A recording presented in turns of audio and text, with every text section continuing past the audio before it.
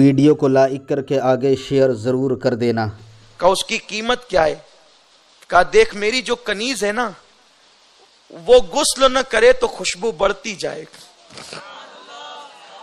وہ مسواک اور منجن نہ استعمال کرے تو اس کے منہ کی خوشبو بڑھتی جائے، وہ کبھی مرے گی نہیں، اور جس دن میں اس کے ساتھ ہو گیا میں بھی مرنے سے بچ جاؤں گا۔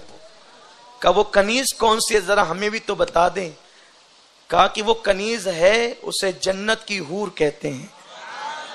تو کہا مالک اس کی قیمت کیا ہے؟ تو کہا جب سب سو جایا کریں، جب سب سو جایا کریں اس وقت تو بستر سے اٹھ کر اس کی صرف اس اللہ کے لیے 2 رکعت نماز پڑھ لیا کر، بس یہی 2 رکعت نماز اس کی قیمت ہے۔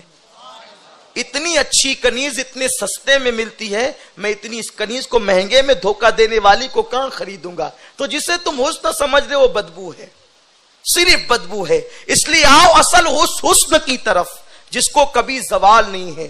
ارے جس کی زلفیں بکھرتی ہے تو اللہ واللیل کہہ کر اس کی زلفوں کی قسم یاد کر، سنورتی ہے تو خدا والضحیٰ کہتا ہے، وہ مسکرا کر دانت چمکاتے ہیں تو وہ نجم کہتا ہے۔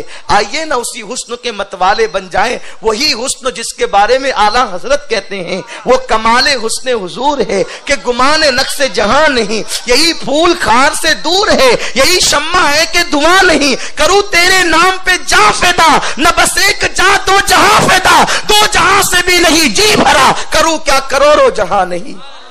تو اختتام کی طرف لے کر کے چل رہا تھا تو عبداللہ نے کہا مولا سب کو دل لگایا، تو اس سے نہیں لگایا تھا، آج کے بعد یہ دل تیرے اور تیرے حبیب کے لیے، مجھے معاف کر دے۔ فجر پڑی، استغفار کیا، توبہ کی، اب کسی سے دل نہیں لگے گا۔ صبح ہوئی، سورج طلوع ہوا، سورج بلند ہوا، نوجوان عبداللہ باہر نکلے مسجد سے تو کیا دیکھا کہ بغداد کی چلچلاتی ہوئی دھوپ میں عبداللہ کے سر پہ بادل سایہ کر رہا تھا۔ بغداد کے ایک بزرگ کہلانے والے جب بات کرنے لگے تو انہوں نے کہا اے جوان تو کتنا نیک ہے کہ تیرے سر پہ بادل سایہ کرتا ہے۔ عبداللہ نے کہا بابا میں تو گنہگار ہوں اور میرے تو رات کا حال تو میں اپنا خود جانتا ہوں، کسی کو کیا بتاؤں، میرے سر پہ بادل کیا سایہ کرے گا، وہ تو آپ کے لیے۔ جب دونوں کے راستے جدا ہوئے تو بادل عبداللہ کے سر پہ سایہ کرتا تھا۔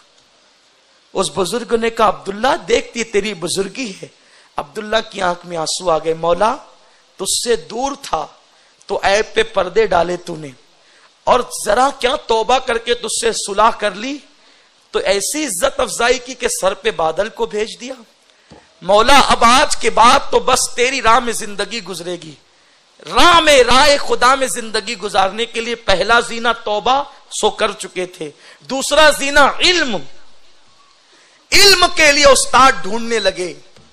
عبداللہ کی قسمت کا ستارہ اوج پر تھا، جب استاد ڈھونڈنے نکلے تو امام اعظم جیسا استاد مل گیا، اور اتنا علم حاصل کیا عبداللہ نے، اتنا علم حاصل کیا کہ وہ امام بخاری کے استادوں کے استاد بن گئے۔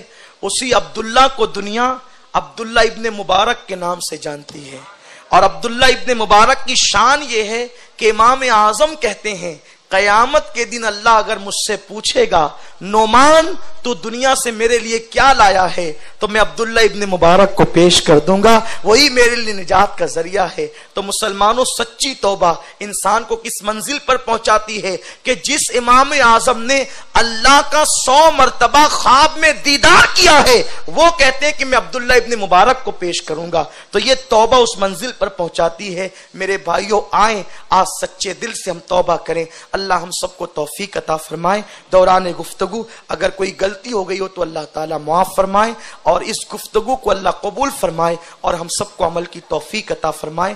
کل انشاءاللہ ہمارے احباب نے عنوان دیا ہے انٹرنیٹ کی تباہی کے حوالے سے، آپ تشریف لائیں۔ میں کوئی خطیب تو نہیں ہوں، فقیر قادری ٹوٹے پھوٹے جملے لے کر آپ کی خدمت میں آئے گا۔